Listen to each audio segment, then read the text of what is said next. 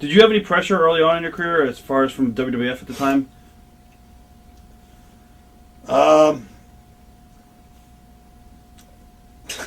WWF, I'm trying to figure out a nice way to word this. At the time, WWF, there were some questionable people up in the front office. There was some talk of homosexuality, and I'm sure it's common knowledge to people who watch your videos or hear stories about Vince and Pat Patterson and Terry Garvin and Jim Barnett was there at the time. So I think it's not something that new that they're hearing from me. There was a little bit of pressure for me to go in that direction from the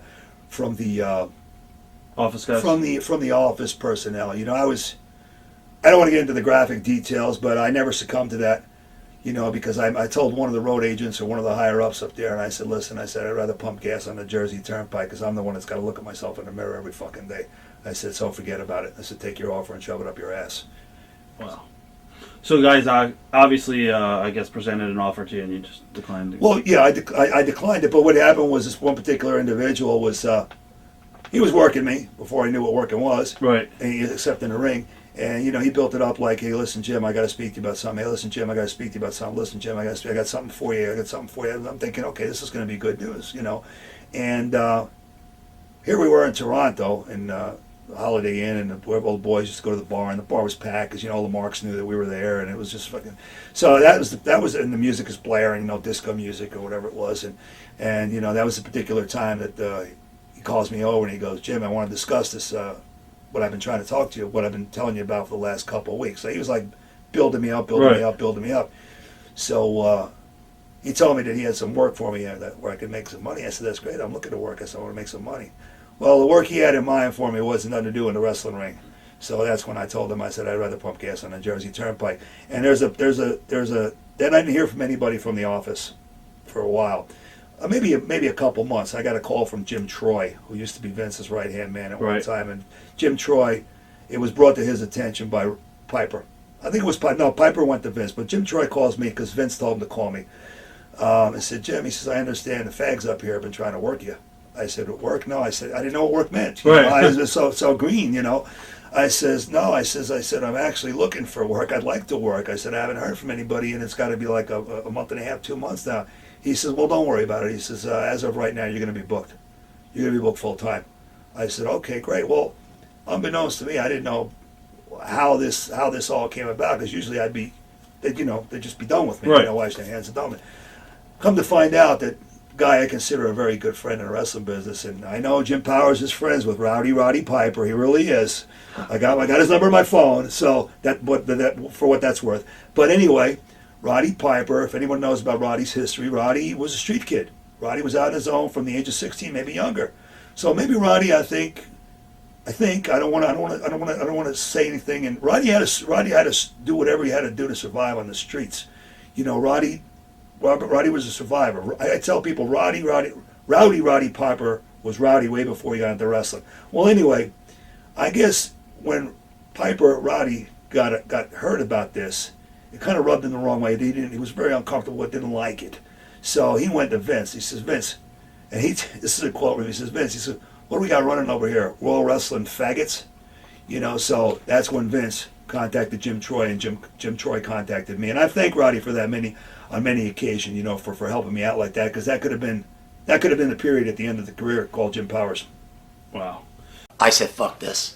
I got a wife, I got a kid, maybe 2 at the time, and, house. He lives in an apartment.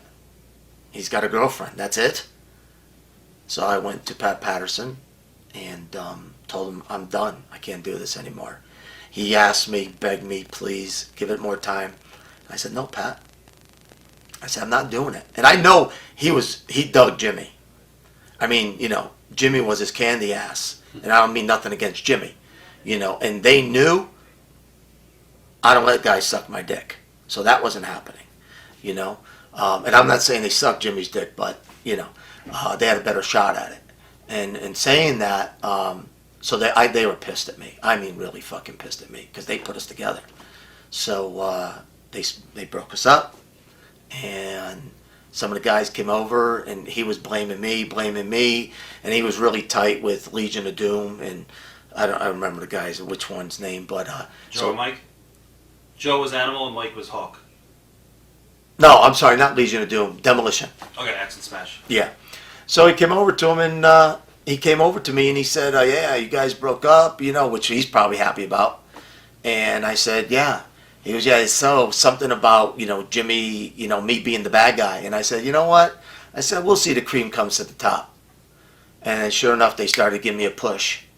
And then I started to move. And then I saw me plateau. I went to the office. Power and Glory was born. I got some more questions about Jim, but you had mentioned Pat Patterson. Everybody knows, you know, he's openly gay now. What, back in the day, in the 80s, was he open about being gay, or is it pretty much he was open to the boys? Yeah, that's why it was nothing new when they announced this wrestler as being gay. Right. I mean, I know it was all set up. I know it was all publicity stunt for 100%. Vince, without a doubt. You know, but at the end of the day, it was open knowledge for us. Did you ever see anything with Pat and the boys, without mentioning names or anything like that, obviously? Did any guys ever benefit from maybe doing favors? Yes. Okay. Moving on. Going back. And saying that, I don't know how open you want to talk about it. I don't know. well, no, let me just run this by you. Yes. So, Hercules and I are together. We come into the locker room, and we're like second to last match, whatever. So, all the boys are sitting around, and Ray says, you know, geez, if my partner would go to the office and let Pat suck his dick, we could get out of here early. You know, he could put us on top, you know. And that was the big joke. All right. So I said, well, I guess we're going to be last every fucking night then. And then everybody started laughing, you know, because they knew. They know I was straight.